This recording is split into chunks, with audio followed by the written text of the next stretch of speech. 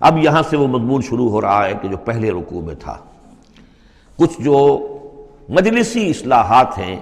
یوں سمجھیے کہ ان کی پہلی قسط وہ ہے جو سورہ احزاب میں آ رہی ہے۔ 5ویں سال عرب میں پردے کا رواج نہیں تھا، چادر کا رواج تھا، مرد بھی عورت بھی، باہر جب نکلتا تھا تو ایک لمبی سی چادر لے کر، لیکن یہ کہ مردوں کے صرف کندھے پر وہ پڑی ہوتی تھی، عورتیں یہ ضرور تھا کہ اسے اپنا تقریباً پورے جسم میں وہ لپیٹ لیتی تھی اس میں، لیکن چہرے کا کچھ نہیں، سر پہ کچھ نہیں، سر پر اگر ہو گیا ورنہ چہرہ کھلا۔ یہ وہاں کے رواج تھے، گھروں میں بے دھڑک جا رہے ہیں آ رہے ہیں، اور جو بھی تھا وہاں پر جو صورتحال تھی۔ اب اس میں جو تدریجاً اصلاح کی گئی تو پہلی بات جو سمجھنے کی ہے وہ یہ ہے کہ اصلاح کا آغاز ہوا، چیریٹی بگنز ایٹ ہوم، نبی کے گھر سے آغاز کیا گیا، اور نبی کی بیویوں کو سب سے پہلے مخاطب کیا گیا، اس لیے کہ یہاں سے اس کا آغاز ہوگا۔ اور اس میں ایک بڑا لطیف نکتہ یہ ہے کہ حضور صلی اللہ علیہ وسلم جو اسوہ حسنہ ہے کامل، تو مردوں کے لیے تو کامل اسوہ حسنہ ہے حضور صلی اللہ علیہ وسلم، باپ کی حیثیت سے، بیٹے کی حیثیت سے، داماد کی حیثیت سے، خسر کی حیثیت سے، قاضی القضات کی حیثیت سے، سپہ سالار کی حیثیت سے، ہیڈ آف دی اسٹیٹ کی حیثیت سے، امام کی حیثیت سے، خطیب کی حیثیت سے، معلم کی حیثیت سے، مربی اور مزکی کی حیثیت سے، جتنی حیثیتیں آپ گن سکتے ہیں حضور کی سیرت میں اسوہ موجود ہے۔ ایک پہلو سے اسوے میں کمی ہے، اور وہ کمی کیا ہے؟ عورتوں کے جو خاص نسوانی معاملات ہوتے ہیں اس میں تو حضور اسوہ نہیں بن سکتے، حضور تو مرد ہیں، تو عورتوں کی زندگی کا ایک حصہ ہے کہ نہیں؟ تو عورتوں کے لیے اسوہ کون ہے؟ وہ آپ کے ازواج مطہرات کو اسوہ بنایا جا رہا ہے، اس لیے اصلاح کا عمل ان سے شروع کیا گیا، اور ان کو گویا کہ کہہ دیا گیا کہ تم اگر نیکی کرو گی دوہرا اجر پاؤ گی، کیوں کہ تمہیں تو دیکھ کر تمام مسلمان خواتین نے جو ہے تمہارے نقش قدم کی پیروی کرنی ہے، اور خدا نہ خواستہ تم نے کوئی غلط حرکت کی تو تمہیں دوہری سزا ملے گی، اس لیے کہ تم تو ان کے لیے اب اسوہ ہو۔ تو گویا کہ اسی سورہ مبارکہ میں حضور کے بارے میں آیت آئی ہے لَقَدْ كَانَ لَكُمْ فِي رَسُولِ اللَّهِ أُسْوَةٌ حَسَنَةٌ، لیکن حضور کے اس اسوے میں جو ایک پہلو سے کمی ہے کہ خواتین کے لیے ان کے جو مخصوص نسوانی معاملات ہیں ان کے لیے حضور کی شخصیت میں اسوہ نہیں ہے، اس خلا کو پر کیا ہے ازواج مطہرات کے ذریعے سے۔ یا ایھا النبی قل لازواجک، اے نبی کہہ دیجئے اپنی بیویوں سے، ان کنتن تردن الحیاۃ الدنیا وزینتہا فتعالین امتعکن واسرحکن سراحا جمیلا۔ یہ واقعہ ایلا ہے۔ اب آپ کو معلوم ہے کہ جب مسلمانوں کے ہاں اب خوشحالی آ گئی،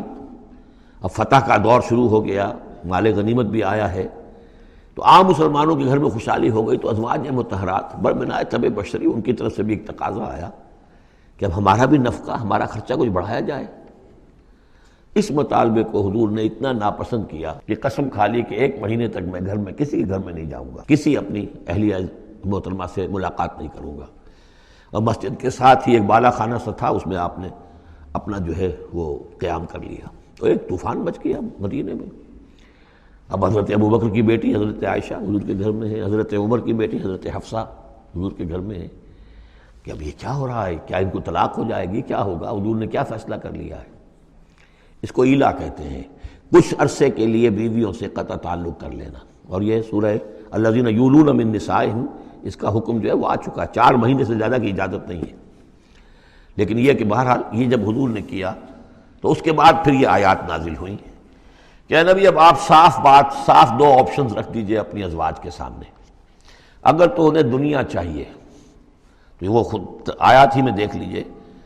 ان کنتن تردن الحیات الدنیا، کہ اگر تو تم چاہتی ہو دنیا کی زندگی، اس کی زیبائش اور آرائش، وزینتہا فتعالین، آؤ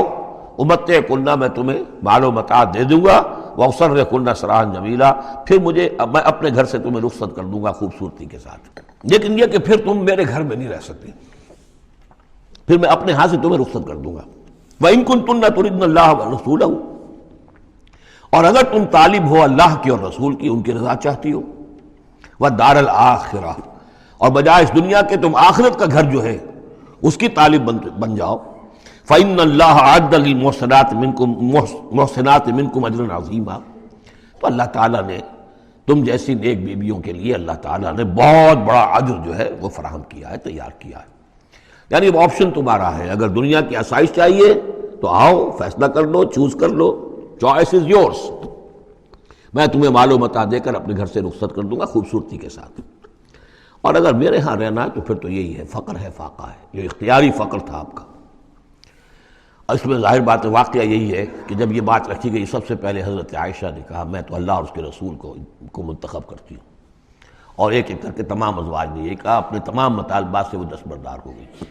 اور پوری زندگی اس طرح گزری ہے کہ کبھی 2 وقت جو ہے چولہا گرم نہیں ہوا ہے محمد کے گھر میں صلی اللہ علیہ، کسی بھی گھر میں، کسی بھی زوجہ محترمہ کے گھر میں۔ یا نساء النبی من یات منکن بفاحشۃ مبینۃ، اے نبی کی بیویوں، اگر خدا نخواستہ بالفرض تم میں سے کسی کی طرف سے کسی کھلی بے حیائی کا ارتکاب ہوا، یضاعف لها العذاب ضعفین، اسے عذاب دیا جائے گا دگنا، وکان ذلک علی اللہ یسیرا، اور یہ اللہ پر بہت آسان ہے، یہ نہ سمجھنا نبی کی بیویاں تو نبی ہمیں بچا لے گا۔ اسی لیے قرآن مجید میں بار بار آتا ہے حضرت نوح کی بیوی، حضرت لوط کی بیوی، حضرت لوط کی بیوی کا ذکر بہت زیادہ ہے۔ نبی بھی اپنی بیوی کو نہیں بچا سکتا، اگر اس کا اپنا کردار غلط ہے، اس کا اپنا جو رویہ ہے صحیح نہیں ہے، اگر اس ایمان اور عمل صالح سے محروم ہے تو کچھ نہیں۔ چنانچہ حضور نے ایک مرتبہ اپنے قریبی گھرانے کی جو خواتین تھیں ان کو بٹھایا اور ایک ایک کا نام لے کر کہا ہے، یا فاطمہ بنت محمد صلی اللہ علیہ وسلم انقذی نفسک من النار فانی لا املک لک من اللہ شیئا، اے فاطمہ محمد کی بیٹی، خود اپنے آپ کو آگ سے بچاؤ، نکالو اپنے آپ کو آگ سے اپنے عمل سے، اس لیے کہ مجھے اللہ کے ہاں کوئی اختیار تمہارے بارے میں حاصل نہیں ہوگا، اگر فاطمہ کے بارے میں نہیں تو پھر کس کے بارے میں؟ یا صفیہ امت رسول اللہ، اے صفیہ اللہ کے رسول کی پھوپھی، انقذی نفسک من النار فانی لا املک لک من اللہ شیئا، اپنے آپ کو جہنم کی آگ سے بچانے کی کوشش کرو، اس سے نکالو اپنے آپ کو، اور میں قیامت کے دن، میں اللہ کے محاسبے کے وقت میں تمہارے کام نہیں آ سکوں گا۔ وَمَن يَقْنُتْ مِنكُنَّ لِلَّهِ وَرَسُولِهِ، تو اب جو کوئی بھی تم میں سے اللہ اور اس کے رسول کی اطاعت پر کاربند ہو جائے، فرما برداری اختیار کرے، وَتَعْمَلْ صَالِحًا، اور نیک عمل کرے، نُؤْتِهَا أَجْرَهَا مَرَّتَيْن، تو اسے ہم اس کا اجر بھی دیں گے دوہرا۔ غلطی کرو گی تو سزا دگنی، اور صحیح طرز عمل ہوگا ایمان اور عمل صالح والا تو اجر بھی تمہارا دگنا ہوگا۔ اعتدنا لها رزقا کریما، اور اس کے لیے اللہ تعالیٰ نے، ہم نے بہت ہی رزق کریم باعزت روزی کا اہتمام جنات کے اندر کیا ہوا ہے۔ یا نساء النبی لستن کاحد من النساء، اے نبی کی بیویوں تم عام عورتوں کے مانند نہیں ہو، تم نبی کی بیویاں ہو۔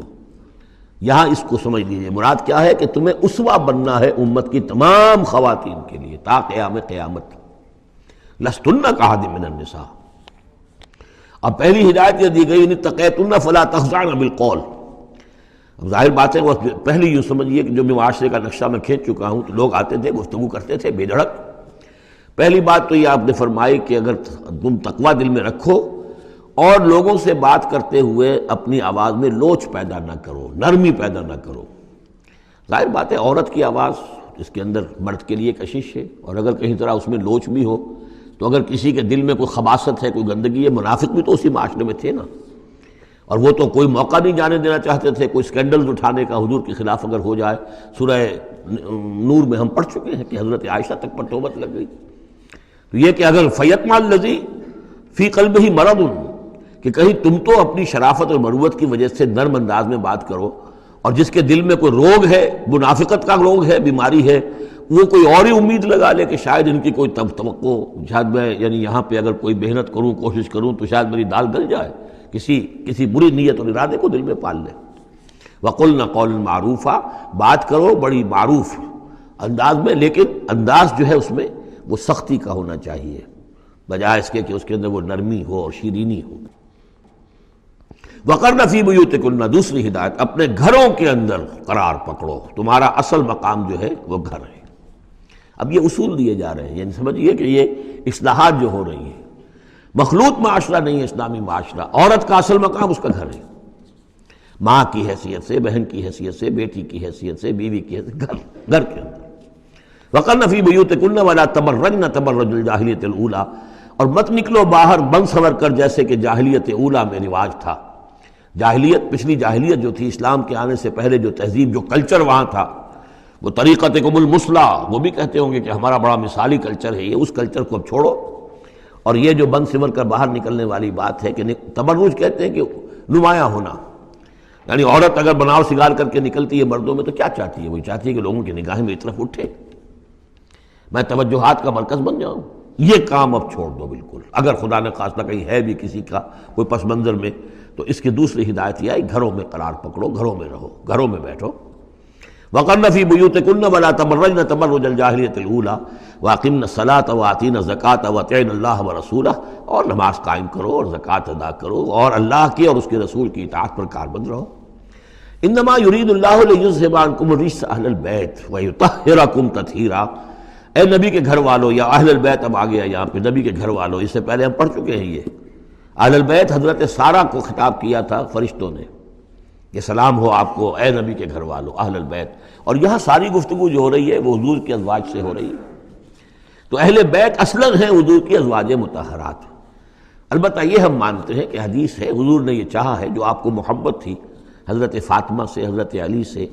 اور حضرات حسنین سے رضی اللہ تعالیٰ عنہم، آپ نے فرمایا اللہم ہؤلاء اہل بیتی، اے اللہ یہ بھی میرے اہل بیت ہیں. بس یہاں پر بھی کا اضافہ کر لیجئے، کوئی حرج نہیں. اصل اہل بیت ازواج مطہرات ہیں، لیکن اے اللہ یہ بھی میرے اہل بیت ہیں. تو فرمایا اے نبی کے گھر والوں، یعنی اے نبی کی بیویوں، اللہ تعالیٰ یہ چاہتا ہے کہ تم سے ہر نوع کی برائی کو، گندگی کو بالکل دور کر کے تمہیں پاک اور صاف کر دے. یطہرکم تطہیرا، پوری طرح پاک اور صاف کر دے. کیوں؟ تمہیں اسوہ بننا ہے، تمہیں نمونہ بننا ہے. نمونہ تو بے داغ ہونا چاہیے، جیسے محمد رسول اللہ صلی اللہ علیہ وسلم کی شخصیت ہے، آئیڈیل پرسنالٹی، آئیڈیل، تو آئیڈیل تو بے داغ ہونا چاہیے. اسی طریقے سے تم جس مقام پر ہو کہ اب خواتین امت کے لیے، پوری امت مسلمہ کی عورتوں کے لیے تمہیں اسوہ بننا ہے. وَاذْكُرْنَ مَا يُتْلَىٰ فِي بُيُوتِكُنَّ، اور ذرا یاد کیا کرو جو کچھ کے تلاوت کی جاتی ہے تمہارے گھروں میں، من آیات اللہ، اللہ کی آیات میں سے. تمہارے گھروں میں وہی اترتی ہے، محمد رسول اللہ صلی اللہ علیہ وسلم. بلکہ ایک خاص جو مقام ہے حضرت عائشہ کا، وہ تو حضور نے فرمایا ہے کہ کسی اور میری بیوی کے لحاف میں، جبکہ ایک ہی لحاف میں حضور بھی تھے اور حضرت عائشہ بھی تھی، تو مجھ پر وہی نازل نہیں ہوئی سوائے عائشہ کے لحاف کے. لحاف کے اندر بھی وہی نازل ہو رہی ہے. وہ تو دل پہ نازل ہوتی تھی، اس کے اندر تو کوئی دروازے نہیں کھولنے پڑتے تھے کہ حضرت جبریل آئے دروازہ کھولو پھر وہی لے کر آئے ہیں. وہ تو یہ کہ فرشتہ ہے اور دل پر نازل کر رہا ہے. تو فرمایا کہ تمہارے گھروں میں اللہ کی آیات کی تلاوت کی جا رہی ہے، والحکمہ، اور نبی کی زبان مبارک سے جو احادیث ہے جو آپ بیان کر رہے ہیں، سب سے بڑھ کر تو تمہارے سامنے آ رہی ہے حکمت نبوی، یعنی وہ جو وحی خفی ہے اس کا بھی سب سے بڑھ کر تمہارے سامنے جو ہے چرچا ہو رہا ہے. ان اللہ کان لطیفا خبیرا، یقین اللہ تعالیٰ بہت باریک بین ہے اور باخبر ہے.